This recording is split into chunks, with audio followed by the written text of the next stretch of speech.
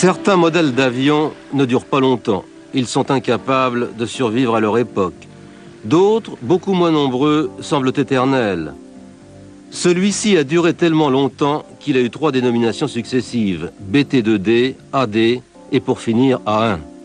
Ces qualités font dire de lui que son seul défaut est qu'on n'en a pas fabriqué assez.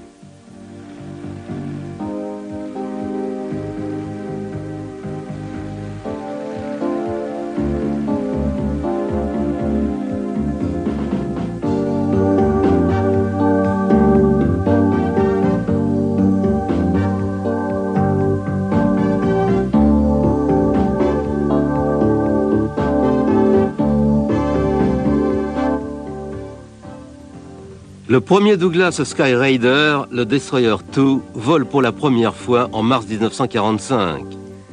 Il sera utilisé sans interruption jusqu'au Vietnam. Après ses dernières missions pour l'US Navy, le A1 a continué d'être utilisé à terre par les armées de l'air américaines et sud-vietnamiennes. Mais on ne sait pas bien ni où ni quand a eu lieu sa dernière mission. Il faut dire que les A1 se sont répandus dans le monde entier. Il semblerait que le Tchad utilisait encore des A1 en 1979. Le Sky Raider était déjà considéré comme dépassé alors que son développement était en cours. Après tout, il a été conçu et réalisé en même temps que les premiers appareils à réaction et alors même que les stratèges militaires étaient obsédés par la vitesse. La plupart des ingénieurs cherchaient à franchir le mur du son. Ceux de chez Douglas en étaient encore aux hélices et aux moteurs en étoile. Ce projet était considéré comme le plus évolué pour un avion à moteur à piston, mais beaucoup le jugeaient inutile.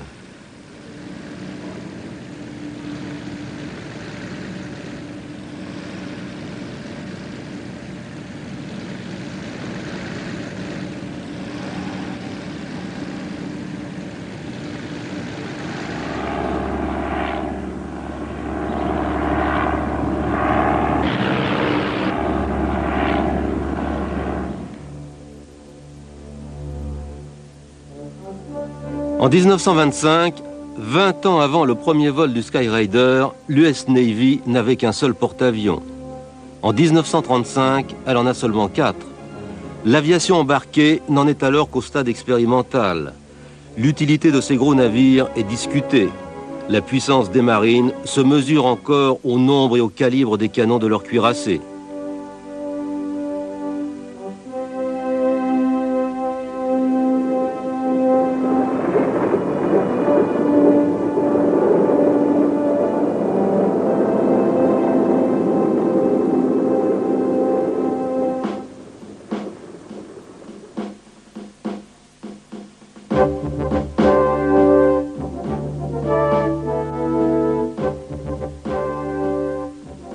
Pendant les années 20 et les années 30, le nombre des navires et des avions de guerre n'augmente que lentement.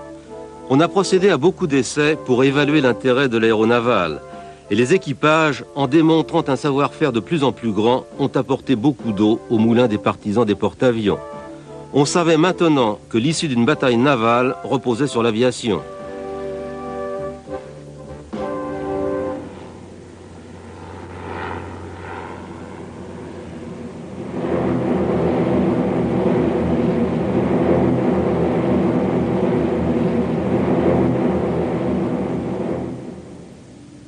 Une série de manœuvres navales réalisées à partir de 1928 ont apporté la preuve de la supériorité des porte-avions et de leur aviation sur des forces terrestres. Certains principes fondamentaux de défense se sont retrouvés ébranlés. Des bases éloignées des zones de combat, donc supposées à l'abri, n'étaient plus hors de portée. Au cours de manœuvres réalisées en 1929, le canal de Panama s'est retrouvé hors d'usage sous les effets d'une seule attaque aérienne lancée à partir d'un seul porte-avions. Étant donné l'importance stratégique de ce canal, les responsables de la défense ont été obligés de réagir.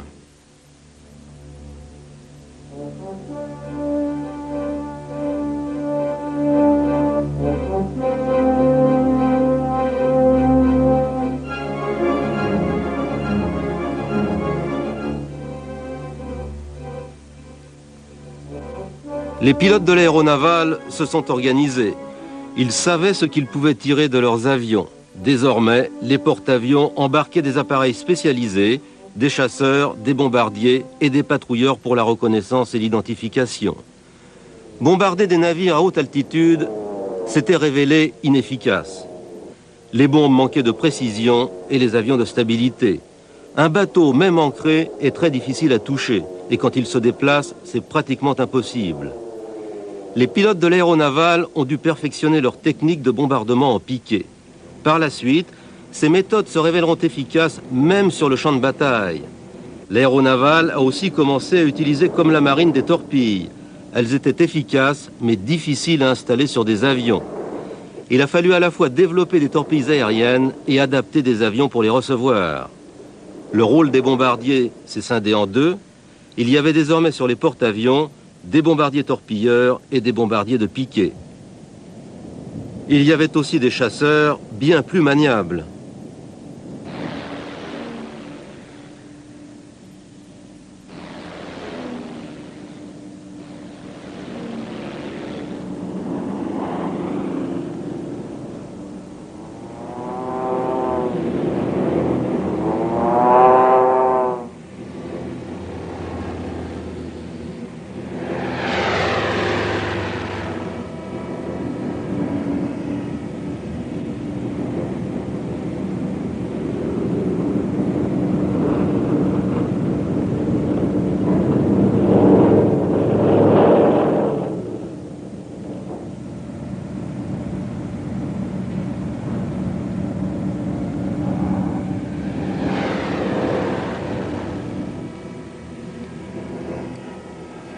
L'importance des porte-avions était maintenant reconnue.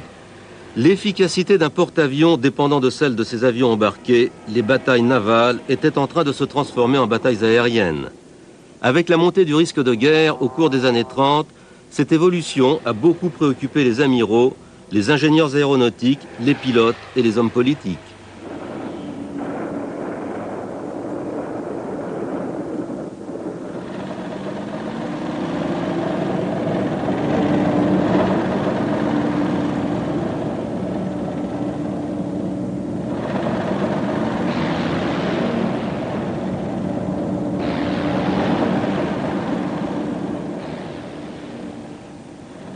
En 1938, au cours d'autres manœuvres navales, les pilotes de la marine américaine ont démontré à nouveau l'efficacité des porte-avions en simulant une attaque contre un objectif stratégique, Pearl Harbor.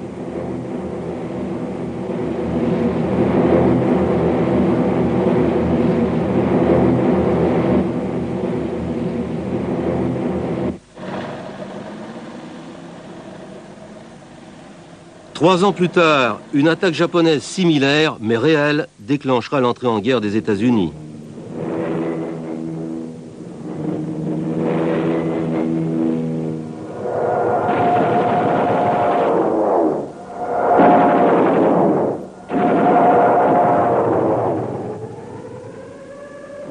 La marine japonaise avait étudié de près les porte-avions. Elle en avait appris beaucoup avec ses propres études, mais aussi en observant l'US Navy.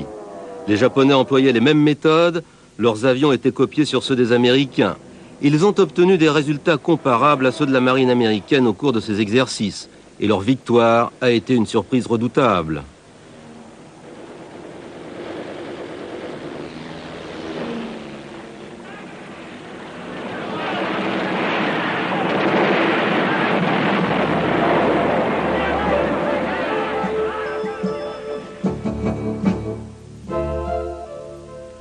Pearl Harbor a réduit au silence les partisans inconditionnels des cuirassés.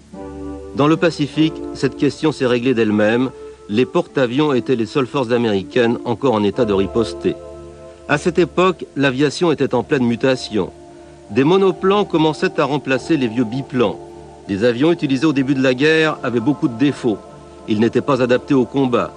Par chance, avant l'éclatement du conflit en Europe, les bureaux d'études ont disposé d'un bref délai, mais suffisant tout de même pour en mettre au point et en fabriquer des plus efficaces.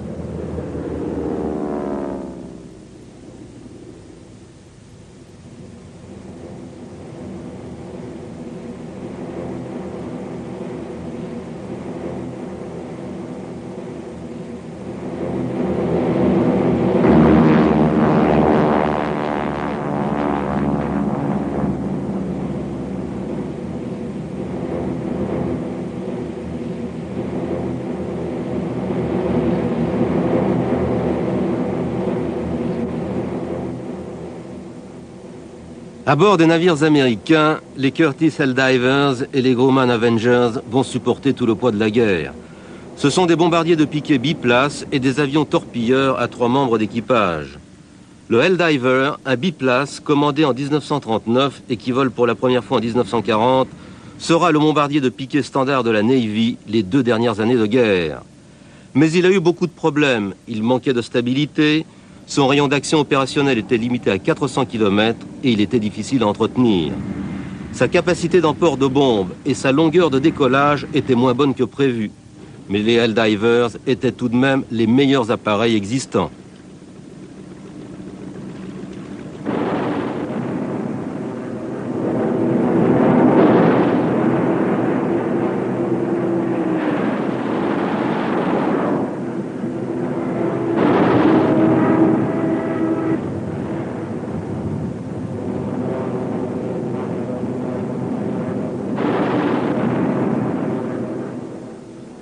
En revanche, les Avengers, les avions torpilleurs de Grumman, ont été une réussite complète.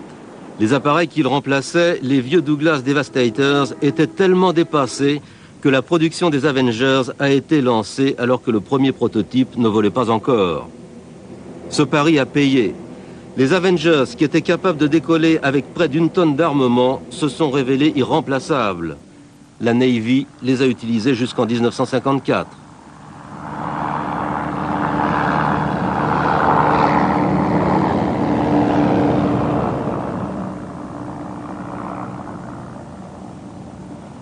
Les premiers combats ont aussi montré que le déploiement de bombardiers et d'avions d'attaque était périmé.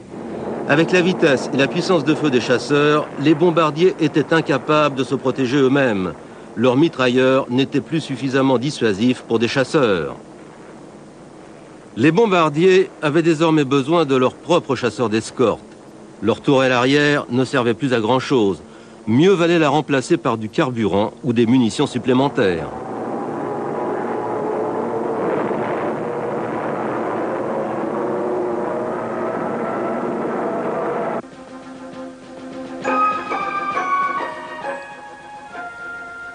Malgré des pertes, la flotte américaine, constituée pour l'essentiel de porte-avions, a dominé le Pacifique.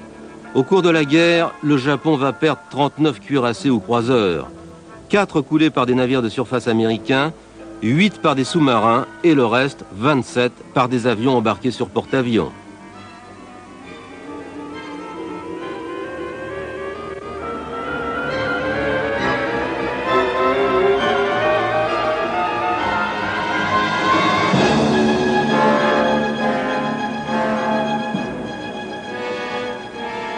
Son aéronaval était une des meilleures armes des États-Unis. On savait qu'elle survivrait à la guerre.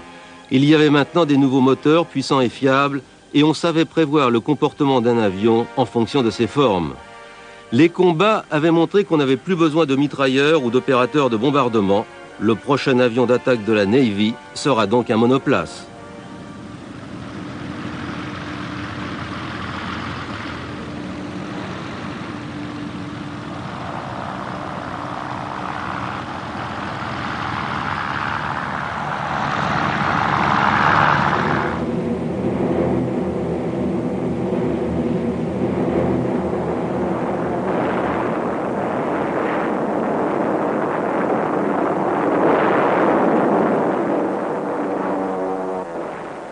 Le bureau d'études de Douglas travaillait depuis 1942 sur cet appel d'offres.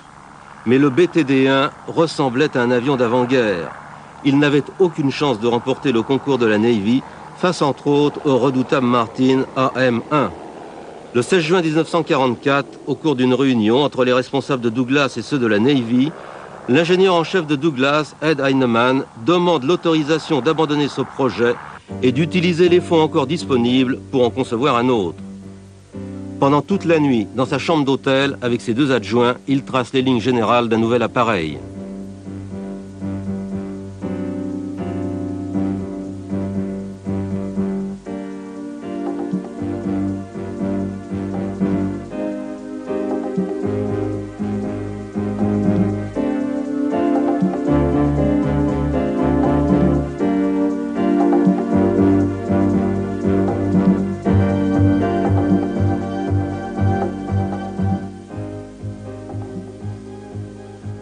Les croquis qu'il présente le lendemain matin intriguent et impressionnent les représentants de la Navy. Cela permet à Douglas de rester en compétition.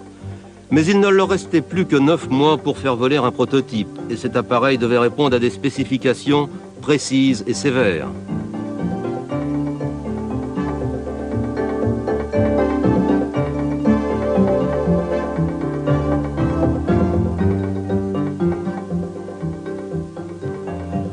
Neuf mois et un jour après, c'est-à-dire avec un jour de retard, il vole.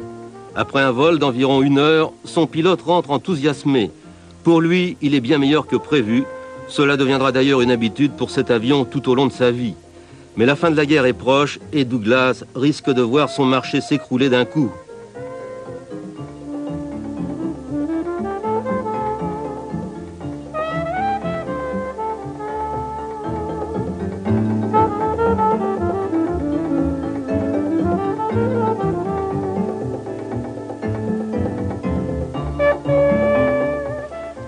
Une commande de 548 exemplaires passée pendant la guerre est annulée.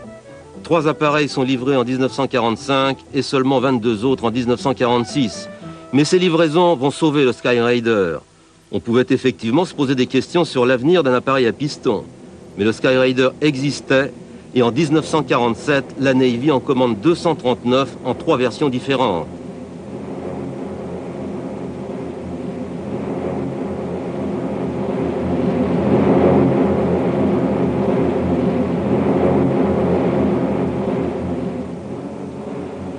Au fil des ans, il va remplir un très grand nombre de rôles différents. Ambulance, contre-mesures électroniques, appareils téléguidés, remorqueurs de cible, appareils de lutte anti-sous-marine, avions d'attaque de nuit, escorteurs d'hélicoptères de récupération, plateforme pour radar d'alerte et il y aura même un modèle capable de transporter 12 passagers.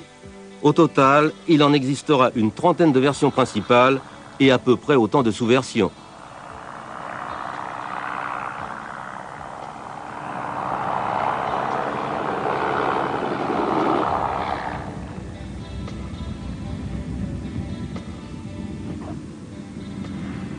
La période de paix qui a provoqué l'annulation du contrat n'a pas duré longtemps. Le Skyraider va se retrouver au cœur du conflit coréen et y jouer un rôle capital. En Corée, les 2 camps idéologiques qui ont survécu à la Seconde Guerre mondiale se retrouvent face à face. Les restes des dictatures des années 30 sont passés sous la coupe des 2 grandes puissances, et cela pour 40 ans.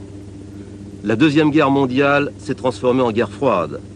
En Corée, les batailles ressemblent à celles de la Première Guerre mondiale. La technologie militaire américaine est face à des troupes armées de fusils et qui pataugent dans des tranchées. L'hélicoptère devient essentiel. Les forces des Nations Unies ont pratiquement toujours eu la maîtrise du ciel. La Chine a pris la relève après la destruction de l'armée coréenne. Les autorités chinoises n'ont jamais révélé ce que leur a coûté en vies humaines le maintien de la ligne de front sur le 38e parallèle. Mais cette ligne a tenu et il faudra un traité pour mettre fin à la guerre.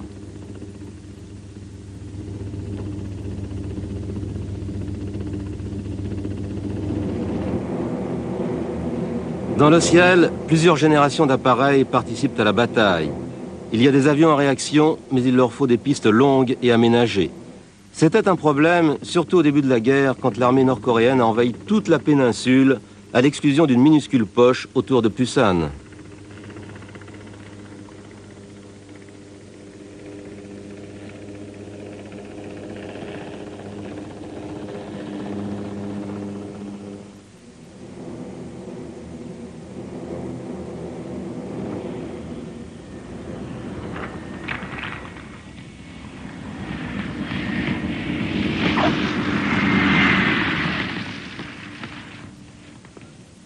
Pour l'US Air Force, c'est un handicap d'être obligé d'opérer avec ses jets au départ du Japon. Les porte-avions de la Navy sont alors appelés à la rescousse pour appuyer les troupes au sol.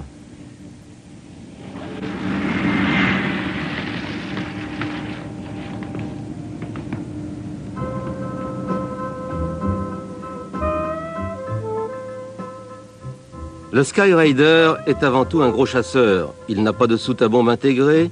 Elle n'a pas été prévue car des portes articulées et leurs vérins hydrauliques auraient accru son poids. En plus, une telle soute aurait limité les types de munitions utilisables. À la place de cette soute, la voilure du Skyraider avait été renforcée et équipée d'un grand nombre de points d'attache qui lui permettaient d'emporter une grande variété de munitions. En fait, à un moment ou à un autre, les Skyraiders décolleront avec tout l'arsenal existant, y compris des armements qui n'en étaient qu'à l'état de projet quand le Skyraider a été conçu en 1944. Pendant la guerre de Corée, les Skyraiders ont participé à des essais ultra secrets et transporté des armes nucléaires. Plus tard, en 1953, c'est pour ce type de mission que la version AD4D a été développée. Mais le Skyraider n'a jamais eu à utiliser ce type d'armes. Sa réputation y seule l'est faite avec des armements conventionnels.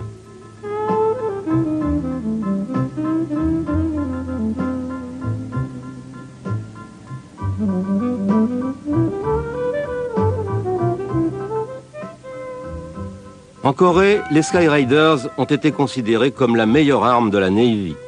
Ils larguaient avec précision n'importe quelle charge, des roquettes, des bombes au napalm et toute une gamme de bombes plus ou moins grosses en fonction des objectifs à frapper. Le Skyraider était capable de décoller avec une charge énorme.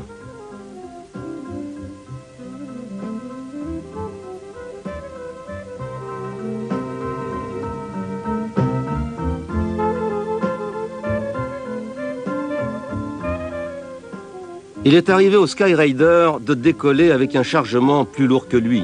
Cet avion, qui ne pesait que 5 tonnes, a emporté jusqu'à 6 tonnes et demie de chargement. C'était bien plus que ce que pouvait supporter n'importe lequel des autres appareils en service à cette époque. Plus la guerre durait, plus Douglas recevait de commandes.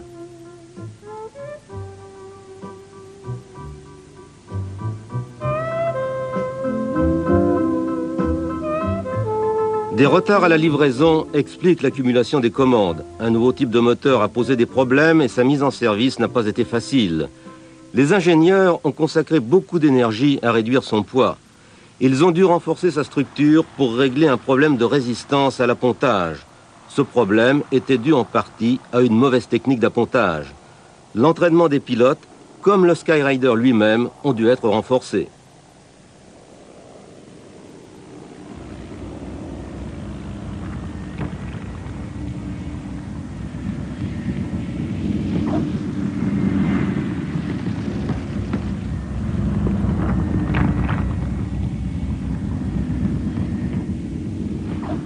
La plupart des modèles d'avions utilisés en Corée ont été rapidement abandonnés. Les avions à réaction, en raison de progrès techniques considérables, et ceux à moteur à piston, en raison de leur âge. On s'est ainsi posé la question du remplacement du Skyraider, mais il aurait fallu 3 appareils différents.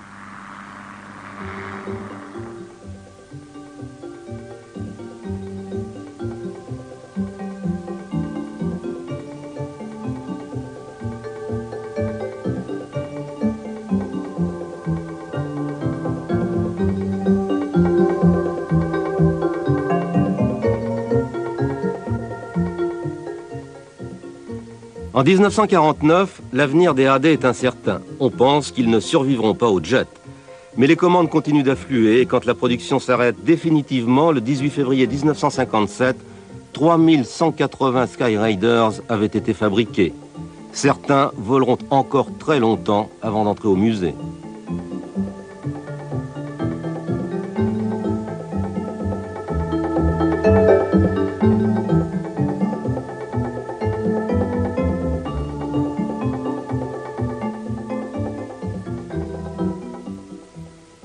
En septembre 1960, un premier Skyraider fait son apparition sur un nouveau front, le Vietnam. Il est utilisé comme chasseur par l'aviation sud-vietnamienne. Le mois de mai suivant, 25 autres arrivent. À partir de ce moment, et jusqu'à la fin de cette guerre, ils joueront un rôle important.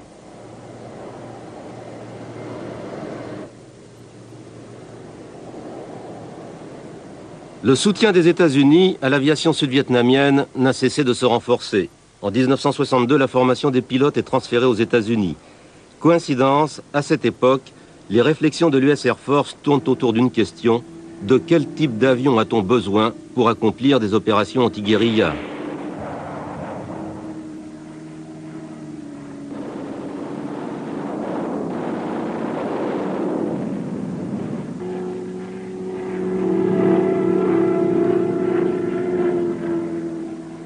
Réponse: un avion qui ait les qualités du Douglas Skyraider.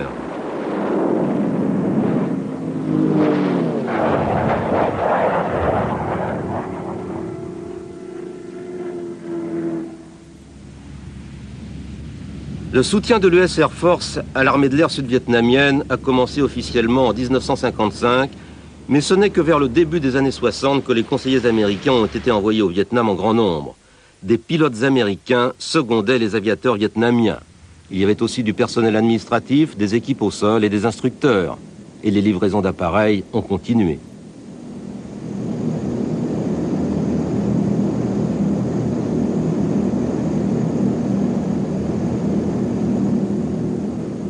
Entre-temps, la guérilla s'est intensifiée. Le régime de Saigon, miné par la corruption et coupé de sa population, survivait tant bien que mal. La situation était très favorable à un soulèvement populaire. Des tracts largués et des discours de propagande n'y ont rien fait.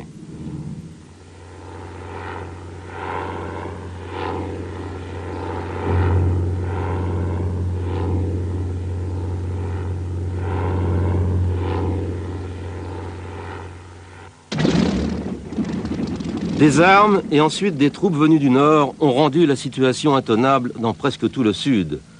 Pour qu'une action militaire soit efficace, il fallait que le régime modifie son attitude et prenne en compte les aspirations de la population. Malheureusement, l'action politique a été réduite à quelques changements de président.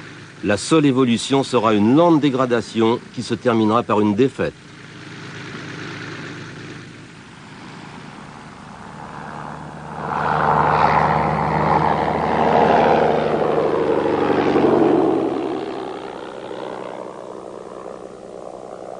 Les Sud-Vietnamiens sont déçus par leurs premiers Skyraiders. Ils s'attendaient à des jets, mais selon les accords de Genève, leur déploiement était interdit.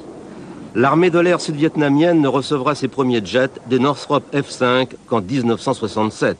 En attendant, pour lutter contre la guérilla, ils ont dû se contenter d'autres avions.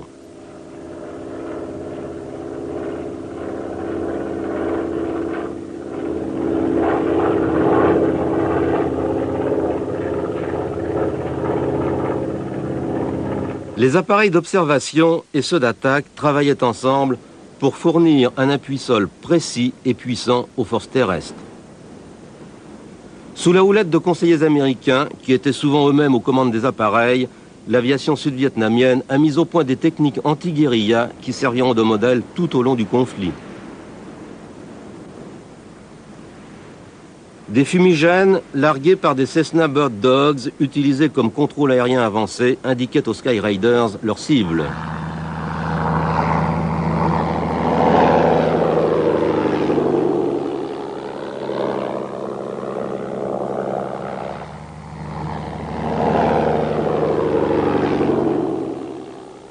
En 1962, le Skyraider change une nouvelle fois de nom et devient le A1 quand l'US Navy révise sa nomenclature.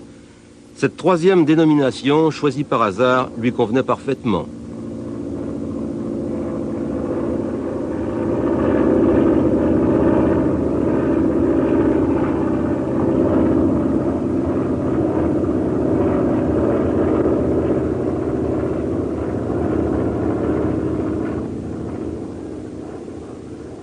L'aviation sud-vietnamienne s'est organisée, mais les efforts pour gagner cette guerre sont restés purement militaires.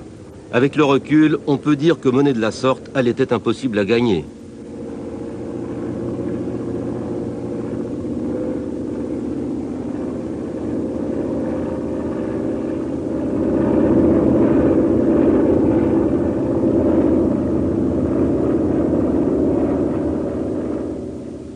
Les Vietnamiens ont continué de recevoir des Skyraiders. Un A1 modèle H sera abattu le dernier jour de la guerre. Ce qui restait de l'aviation sud-vietnamienne s'était réfugié en Thaïlande. 11 de ces appareils étaient des A1. Les Skyraiders étaient très efficaces dans les opérations de contre-guérilla et l'US Air Force va, elle aussi, bientôt les utiliser.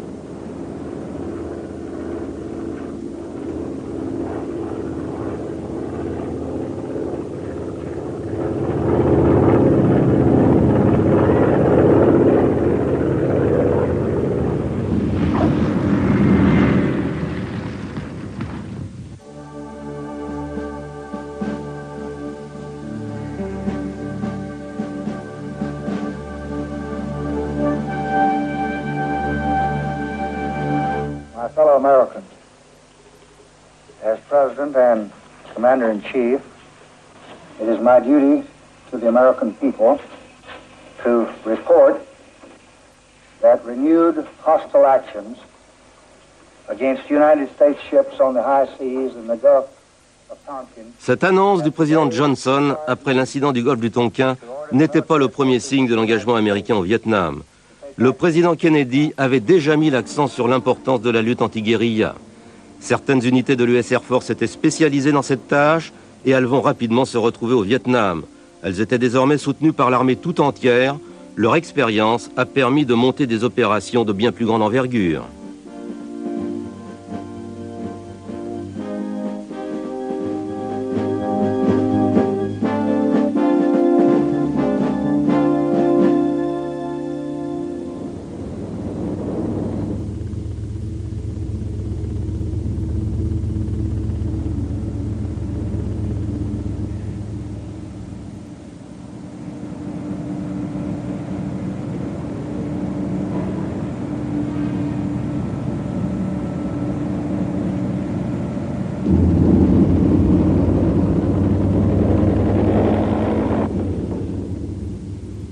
L'engagement officiel des États-Unis va complètement transformer le conflit.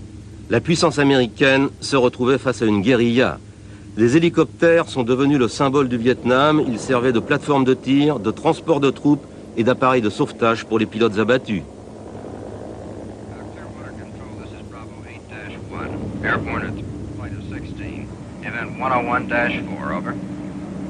Bravo 8-1, this is Clearwater. Roger. Your pigeons to Point Cairo, 28014. Over. This is 8-1. Roger out. Les hélicoptères étaient le premier objectif des troupes au sol.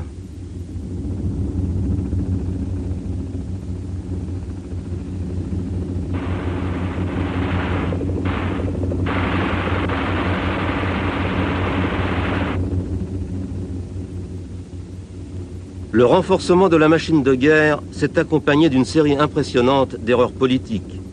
L'expression « la futilité de la guerre » a pris un nouveau sens.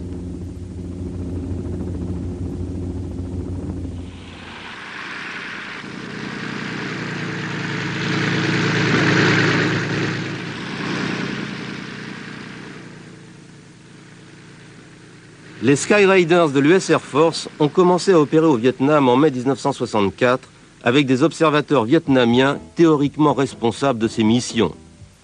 Les A1 modèle E des biplaces sont les premiers Sky Raiders utilisés ici par l'US Air Force, mais il y en aura beaucoup d'autres. Quand ces modèles E ont commencé à manquer, les États-Unis étaient complètement engagés. On les a alors remplacés par des monoplaces qui étaient encore nombreux. L'usage de tels appareils, en même temps que des jets qui volent à Mach 2, n'a rien d'étonnant. Chacun avait sa spécialité.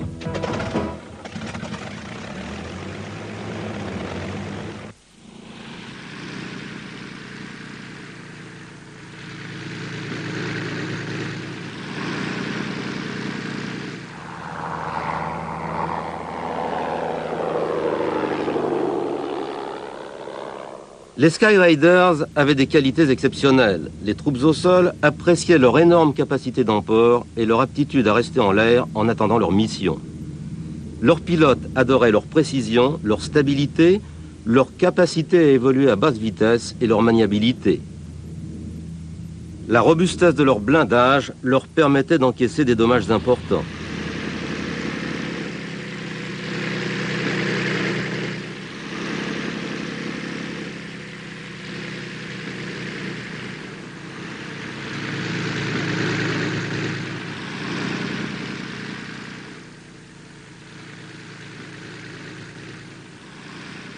Tout au long de sa longue carrière, le Sky Raider a eu droit à plusieurs surnoms. On a d'abord pensé à l'appeler le pulvériseur, mais cela n'a été qu'une idée. En Corée, il a porté son vrai nom, mais AD voulait dire Able Dog, c'est-à-dire brave toutou. On l'a aussi surnommé le Spad ou Sandy quand il servait d'appareil de sauvetage.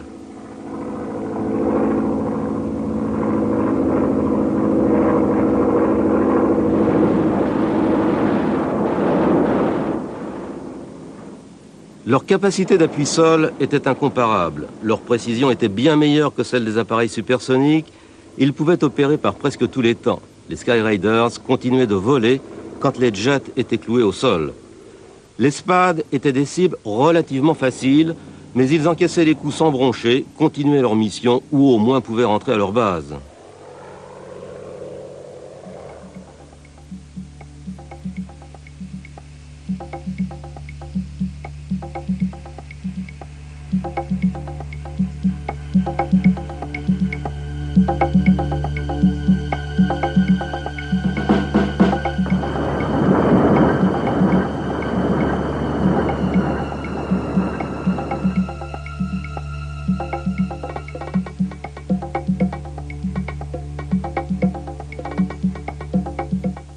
Au Vietnam, entre 1962 et 1973, l'US Air Force a perdu 153 Skyraiders. Il y en a eu aussi 41 qualifiés de pertes opérationnelles.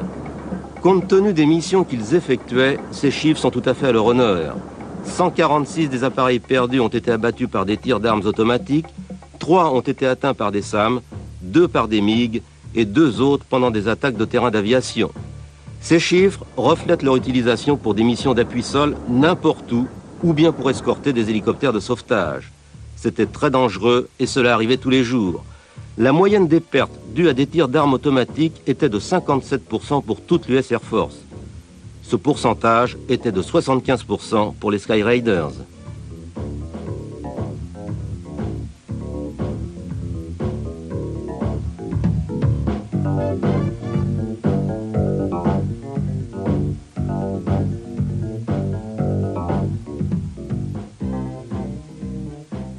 Un avion à hélice a des avantages dans des opérations anti-guérilla. Il est moins vulnérable à des tirs d'armes automatiques. Il peut survoler indéfiniment le champ de bataille avant de larguer ses munitions. En plus, le Skyraider avait une très bonne précision d'attaque. Le comportement des A1 au Vietnam a été tel qu'on a demandé à Douglas d'étudier la possibilité d'en refabriquer. Mais chaque nouvel exemplaire aurait coûté trop cher et le projet a été abandonné. Le simple fait que cette idée ait été envisagée montre combien cet avion était apprécié. Il est très rare qu'on relance la production d'un ancien avion, et plus spécialement celle d'un avion déjà considéré comme dépassé à sa sortie. Les A1 sont passés directement du champ de bataille à la retraite, alors qu'on en avait encore besoin.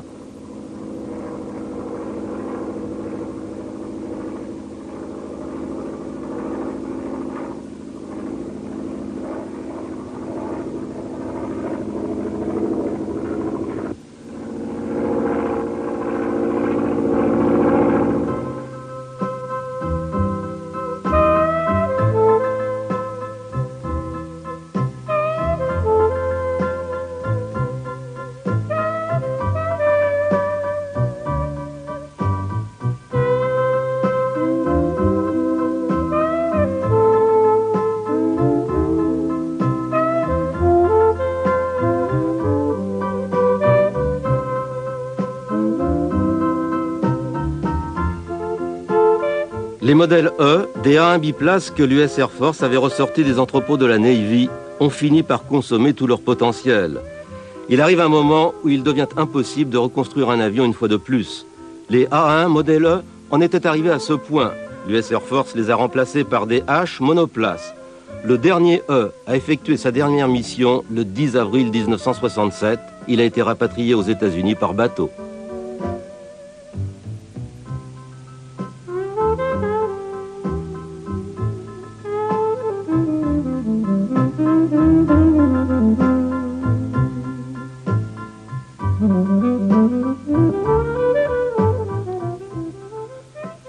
Le surnom SPAD faisait référence au biplan français de la Première Guerre mondiale. Au départ, ce nom venait du mépris des pilotes de jet à l'égard de ces vieux appareils qui encombraient leur base. Ce mépris s'est transformé en respect car les SPAD ont sauvé un grand nombre de pilotes de jet. Au Vietnam, les Skyraiders ont joué un rôle de plus, celui d'escorteurs d'hélicoptères de sauvetage. Beaucoup de spécialistes considèrent d'ailleurs que c'est dans ce nouveau rôle que les SPAD ont donné le meilleur d'eux-mêmes.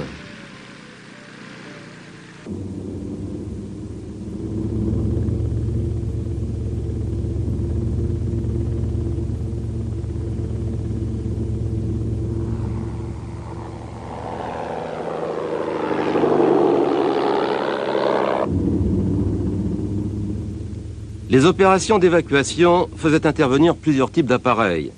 Des appareils de contrôle, des appareils d'identification, des hélicoptères de sauvetage et des A-1 utilisés comme escorteurs. Les avions de contrôle patrouillaient en altitude à l'écoute des signaux de détresse des pilotes abattus. Une fois déterminée la position d'un équipage perdu, un groupe de sauvetage était dirigé sur la zone. On a parfois utilisé des avions d'attaque pour couvrir ces opérations, surtout quand il fallait pénétrer très profond dans le Nord-Vietnam.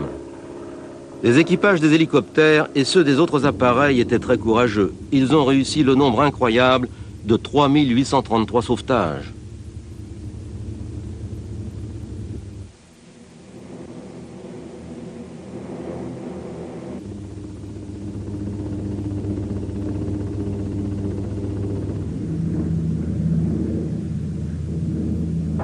Rooster Lead, this is Crown 1. We're verified your identity. Sandies are en route. We'll arrive in your area in 8 minutes. Jolly Green's in 19 minutes. We have called MIGCAP for you. It should be in your area by now. Roger. I have tally-ho the MIGCAP. Thank you. Stay in orbit over Red Rooster 2 until Sandy's arrive. Roger, Crown. Roger, Crown. This is Sandy 1. Go ahead. Red Rooster Lead is still orbiting over Down Pilot at coordinates 1020 north, 10550 east. He has reported enemy automatic weapon fire 1 mile north of Down Pilot. There may be a lot more around the pilot himself. Sandy 1, this is Crown. I am designating you on-scene commander. Take over. Roger, Crown. I've got it.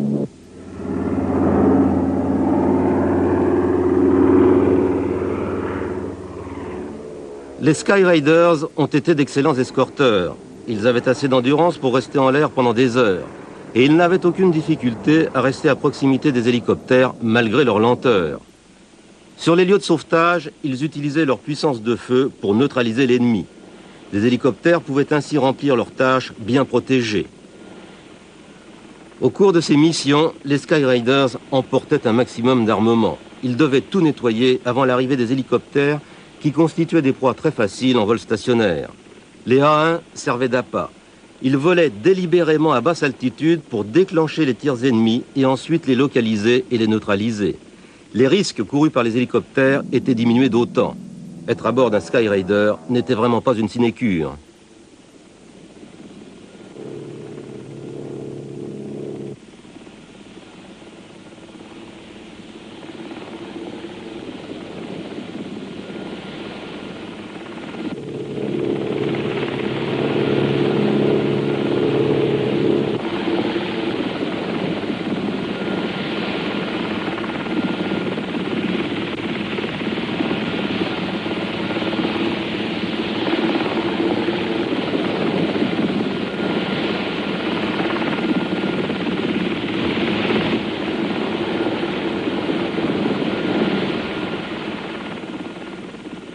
La devise des groupes de sauvetage était « pour que les autres vivent » et pour cela, ils étaient prêts à risquer leur vie.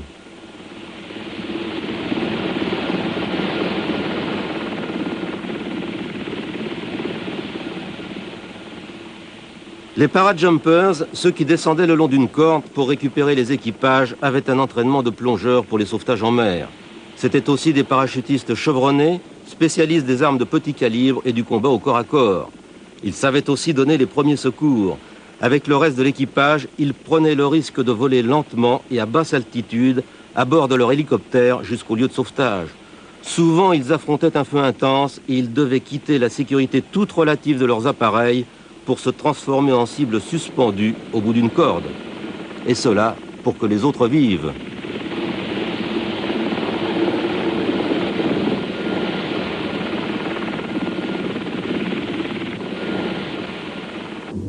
Le successeur des Spad pour ces missions sera un autre avion de la Navy, le Vought A-7 Corsair II. C'était un jet, mais il avait des qualités comparables à celles du Spad. C'était un appareil subsonique, robuste et capable de décoller avec une charge importante. Il avait une bonne précision et pouvait patrouiller pendant très longtemps.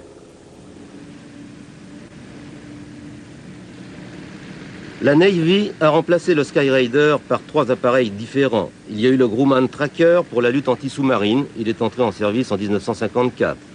Le Douglas Sky Warrior, sorti en 1952, a servi de bombardier à grand rayon d'action. Il avait la capacité nucléaire.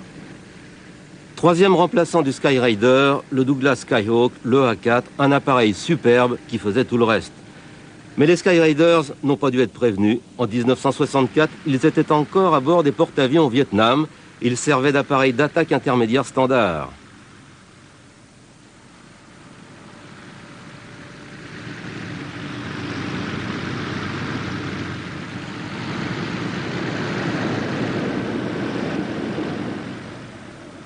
Au milieu des sifflements des réacteurs des Phantoms, des Skyhawks et des Vigilant, on entendait encore le ronronnement des moteurs en étoile des Skyraiders.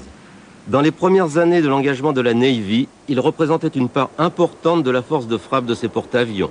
Leur capacité à voler à basse vitesse, leur précision et la quantité de bombes qu'ils pouvaient emporter ont eu des effets dévastateurs. Et en rentrant, ils recherchaient des cibles au hasard.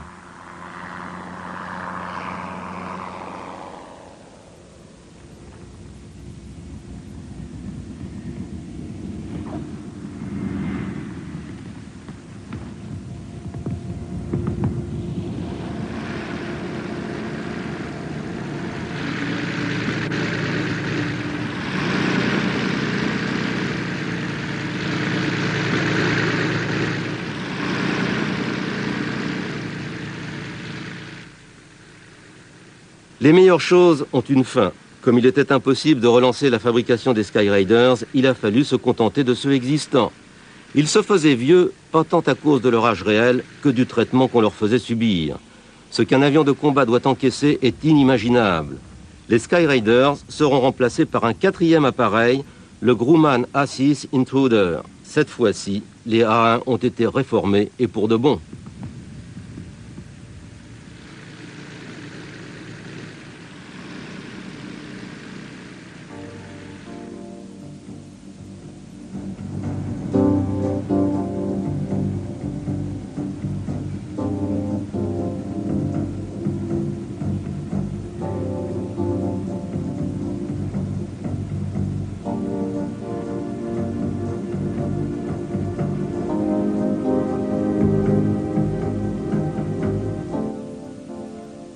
Le dimanche 20 février 1972, le lieutenant Hill descend de son Skyraider sur le pont du Coral Sea après une mission au-dessus du Vietnam. Il a 23 ans, le même âge que son appareil. Il vient d'accomplir la dernière mission de combat d'un Skyraider de la Navy.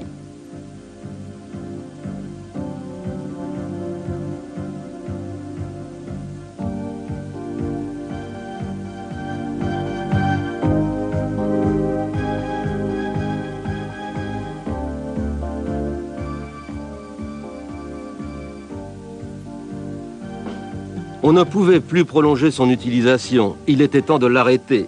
Après une carrière qui a défié le temps, le Skyraider a eu droit à une retraite méritée. Ses successeurs étaient déjà en service. Il était même déjà temps d'en remplacer certains.